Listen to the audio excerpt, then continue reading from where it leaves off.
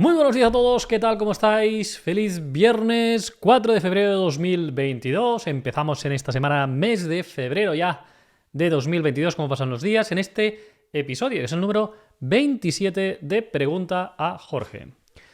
¿Qué tal? ¿Cómo estáis? Deseo, como siempre, que hayáis pasado una feliz semana y hoy vamos a ver las preguntas que nos ha formulado la audiencia en los vídeos y en los comentarios de nuestras redes sociales. Antes de empezar, como siempre, os quiero recomendar el uso de nuestra calculadora. En los detalles de este vídeo tenéis un enlace en el que podéis acceder a esta herramienta que os permite saber si cumplís los requisitos para pedir una incapacidad permanente a nivel legal y, por otro lado, saber qué pensión os podría quedar. ¿De acuerdo? Os dejo los detalles y os digo este enlace. Y ya sabéis también que desde que iniciamos estos vídeos de Pregunta a Jorge, que ya hace unos meses, vamos a dar preferencia a todos aquellos vídeos que sean... todas aquellas preguntas que sean por vídeo. ¿Cómo hacer esas preguntas? Muy fácil también. Lo tenéis en los detalles de este vídeo, un enlace. Hacéis clic con vuestro móvil, se inicia la cámara, os podéis grabar. Hacéis una pregunta de 30 segundos, corta por favor, no más de 30 segundos y le dais a enviar. Os podéis grabar tantas veces como queráis, si nos queda bien, y ese vídeo lo utilizaremos aquí como nos han preguntado hoy varias personas y tenemos a 3 vídeos seleccionados. Bien, ahora ya sí, vamos a empezar a contestar a las preguntas y entramos con los primeros vídeos. No sin antes deciros que si os gusta este tipo de vídeos, como siempre, le deis al me gusta, os suscribáis al canal si aún no sois suscriptores y le deis a la campana para que de esta forma os puedan notificar de todos los nuevos vídeos que vamos presentando. Y ahora ya sí, vamos con el primer vídeo del día, que nos lo hace en este caso Alberto. Alberto nos pregunta, dentro vídeo. Yo tengo concedida una incapacidad total permanente desde julio del pasado año. Resulta que, he estado cobrando normalmente mi pensión y he visto que efectivamente en enero del 2022 se ha producido la revalorización de la pensión, ese 2,5%, y también se me ha aplicado una retención de un 8% en mi caso. Cuando yo opte por solicitar el incremento de mi incapacidad total porque cumplo 55 años en el mes de marzo de este año 2022, esta revalorización de las pensiones también se va a aplicar sobre ese 20% que en teoría me deben de incrementar. Bien, Alberto, muchas gracias. Muchas preguntas de revalorización, sobre todo en este mes de enero. Hemos tenido muchísimas de clientes, de usuarios que nos siguen en las redes en relación a que han cobrado menos que el año pasado. Esto normalmente es debido al IRPF, es decir, que el IRPF ha subido. El año pasado, si fue la primera vez que tuviste la pensión, te calcularon un IRPF más bajo y ahora es posible que sea por eso. Esto aviso a navegantes ya para que lo sepáis. Por otro lado, te van a revalorizar, lo que se revaloriza en sí es la base reguladora. Es decir, si tú cobras, vamos a poner 1.000 euros de base reguladora, ¿vale? La pensión de incapacidad total sería 55%, 555 euros o 75%, ¿de acuerdo? 750 euros. Si lo que se revaloriza no es el 55 o el 75, aunque es una cosa que es proporcional, se revaloriza la base reguladora. Entonces la base reguladora se revaloriza en un 2,5% y por lo tanto, como se revaloriza un 2,25%, tenemos que serían 1.025 euros, ¿no? Pues tú cobrarías el 75% de esos 1.025. Así es como funciona el tema de las revalorizaciones. Muchas gracias, Alberto, por la pregunta. Vamos con otra pregunta en vídeo, en este caso de Diego Noya, dentro vídeo. Hola, buenas tardes. Tengo una tacha hereditaria, la cual me produce caídas y no puedo realizar mi actividad laboral, que es técnico de electrodomésticos. Entonces, por las caídas me rompí una vértebra y actualmente estoy de baja por ese motivo. Entonces, el tema es que yo solicité una incapacidad permanente en el INS, pero aún estoy 7 meses de baja. Aún no me había llamado el INS para nada, pero yo me adelanté a ellos. Entonces, mi pregunta es, ¿hice bien haciendo así? ¿Y cuánto tiempo me tardará ahora en llamar el INS por reconocimiento médico? Gracias. Bien, gracias por la pregunta, Diego. El criterio que utilizamos nosotros y que recomendamos es que se solicite la incapacidad una vez estemos en fase de secuelas. Es decir, que no es necesario agotar toda la baja médica, los 12 meses y la prórroga de los 6 meses hasta los 18, sino que Se debería solicitar una incapacidad permanente cuando estamos en fase de secuelas. ¿Cuándo es eso? Pues cuando se han agotado todos los tratamientos posibles. Entonces, si estamos en un tratamiento que es crónico y siempre vamos a estar tratados, pero no va a mejorar o no hay previsión de mejoría y hay una serie de limitaciones para hacer nuestro trabajo, pues entonces ahí sí que sería el momento de solicitar una incapacidad permanente. No has hecho mal en anticiparte, pero dependerá saber si es correcto o no de si estás en fase de secuelas o no. Eso sería lo importante, ¿de acuerdo, Diego? Gracias por la pregunta. Vamos con otra pregunta. Nos la hace en este caso Juan Martín, dentro vídeo. En junio del 2021 me practicaron una artrodesis entre la C5 y C7. Me pusieron 2 prótesis de titanio. Luego, con posterioridad, no me he recuperado bien de la intervención, sigo teniendo mucho dolor, sobre todo en trapecio, me limitan mucho movimientos, etcétera, etcétera. Con posterioridad me han realizado una resonancia también de lumbares porque padecía dolores y me han diagnosticado también varias discopatías degenerativas, varias en total 3 y una hernia discal. Con todo esto, además, tengo un cuadro de ansiedad bastante prolongado.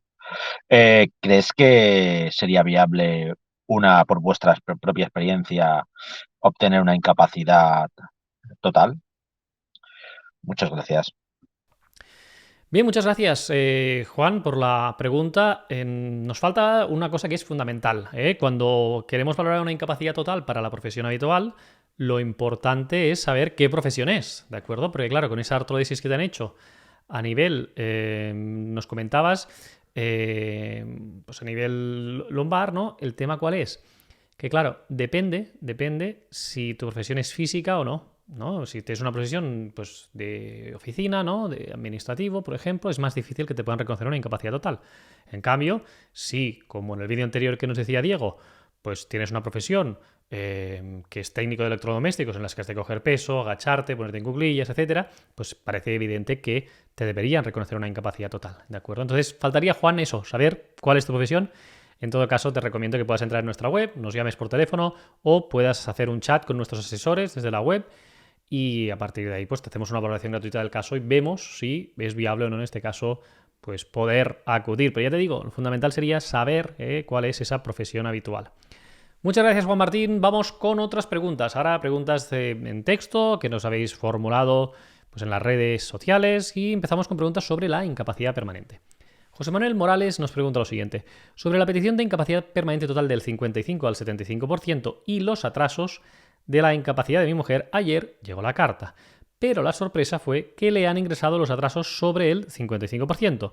¿Por qué no le han ingresado nada del 20%? Yo me imagino que se lo ingresarán próximamente. Bien, lo primero es que para cobrarlos ella debería tener el 55 años ya, ¿de acuerdo? Y no debería tener ningún tipo de actividad laboral. Si tenía algún tipo de actividad laboral, entonces no procedería ese 75%. O si estaba cobrando alguna prestación o lo que fuera, tendríamos que ver que los pudiera cobrar. Pero si ella no estaba trabajando, en ese caso, pues sí que procedería ese atraso si en ese momento ya tenía pues, cumplido los 55 años y no tenía ninguna otra actividad pues, laboral incompatible. Gracias, José Manuel, por la pregunta. Vamos con otra. Nos la hace José Camacho y dice lo siguiente. Tengo esquizofrenia paranoide y me considero una incapacidad absoluta. Hace un tiempo que también me ha surgido espondilitis anquilosante. Si me hicieran la revisión médica, ¿se podría añadir este último diagnóstico? Bien, gracias por la pregunta, José. Sí, por supuesto. En una revisión de grado de incapacidad siempre se van a valorar todas las enfermedades y aquellas que tienen repercusión funcional. Es decir, evidentemente se miran las limitaciones, no tanto el nombre de la enfermedad. Entonces, si esta espondilitis anquilosante tiene una repercusión funcional importante, pues también se va a valorar en este caso, pero normalmente las esquizofrenias paranoides no se suelen recurrir demasiado por parte del INS de oficio, ¿no? No se inicia mucho expediente de revisión y no creo que sea el caso, pero que sepas que sí, que esa nueva enfermedad la podrías alegar en un posible pues, escenario, ¿no? De una revisión que te pudiera instar la Seguridad Social. Gracias, José, por la pregunta. Vamos con otras preguntas ahora sobre despidos. Belén Las Heras nos pregunta, me despiden estando de baja, estoy esperando una operación, solicité el pago directo, si se acaba el paro antes de la recuperación, ¿quién me paga? El despido fue improcedente. Bien, gracias por la pregunta, Belén. Si estás de baja por enfermedad común, en ese caso me estarás cobrando lo que te tocaría por desempleo. Y si se acaba el paro, ¿de acuerdo? Porque vas consumiendo el paro, en ese caso cobrarías del SEPE el subsidio de desempleo. Es decir, cobrarías pues, esos 450 euros aproximadamente que se cobra una vez finalizado el paro y hasta que te dieran el alta, ¿de acuerdo? Y cobrarías esa cantidad. Muchas gracias por la pregunta, Belén. Vamos con otra. Nos la hace uno Sherpa. Dice, el INS me da el alta sin comunicármelo y la empresa para la que trabajo me despide por no presentarme a trabajar a los 3 días del alta. ¿Qué puedo hacer? Bien, lo primero, pedir un certificado al INS de que no has sido notificado. Esto es lo primero, y después presentar una demanda por despido improcedente, porque a ti no te pueden despedir por ese motivo si no te lo han comunicado. ¿Qué sucede? Pues lo que sucede es que muchas veces, porque si ha pasado los 18 meses, el INS lo que hace es notificar a la empresa antes que al trabajador. ¿Por qué? Porque la empresa tiene que cotizar de nuevo. Si pasan los 18 meses, ya sabéis que a los 545 días la empresa cesa la obligación de cotizar y hasta que no hay la resolución denegando la incapacidad y dando el alta, la empresa no tiene la obligación de volver a dar de alta. Seguramente a la empresa le notificaron esto, la empresa dio de alta, pero a ti pueden tardar, normalmente tardan una semana, pero ahora con el COVID pues puede tardar un poco más. Si a ti tardan 2 semanas, en ese ínterin la empresa no está facultada para despedir. Hay mucha jurisprudencia al respecto. Lo que vale es cuando a ti te llega la resolución, el correo certificado a ti notificándote de esta situación. Por lo tanto, mi consejo sería pues el que te comento. Presentar una demanda reclamando el despido, impugnando ese despido como improcedente y ir a pedir un certificado a la Seguridad Social conforme no te han notificado. Gracias por la pregunta. Vamos con otra ahora. Pregunta sobre baja y paro, aunque algunas ya iban en ese sentido también. Enrique Villar nos dice, después de presentar la reclamación al INS por una alta médica, dieron el visto bueno a la mutua. Entonces fui al médico de cabecera y me dio la baja por el mismo dolor. Pero se me acaba el contrato y no tengo paro. ¿Qué hago? Bien, gracias por la pregunta, Enrique. Lo que tendrías que hacer es ir al SEPE. Ir al SEPE. Y aunque no tengas derecho a paro, hay otras prestaciones, otros subsidios en este caso, que podrías tener derecho. El subsidio por desempleo, hay varias vías, etcétera, ¿no? Entonces, en el SEPE, en función de tus circunstancias pues, familiares y económicas, mirarán que si puedes cobrar algún tipo de subsidio por desempleo en esa situación en la que te encuentras.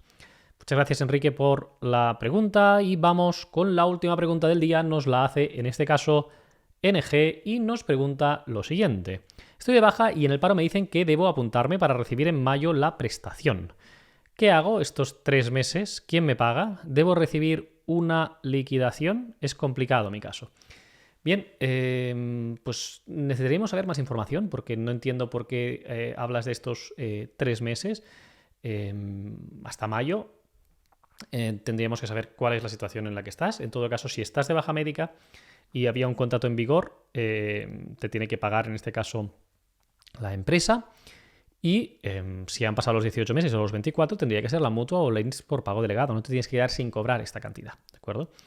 El tema de que haya una cuestión del paro por desempleo, pues tendríamos que acabar de mirarlo bien. Cuando dices quién te paga, si hay una liquidación y demás, como nos falta información, yo lo que diría es que vuelvas a contactar con nosotros y a partir de ahí lo podemos estudiar, ¿de acuerdo? Pero si realmente es una situación de una baja prolongada y demás, tanto el INS o la mutua sería quien tendría que cubrirlo hasta que haya una resolución final del expediente de incapacidad que diga si te reconocen una incapacidad o si extinguen la situación de incapacidad temporal. Pero no te deberías de quedar sin cobrar estos 3 meses como comentas.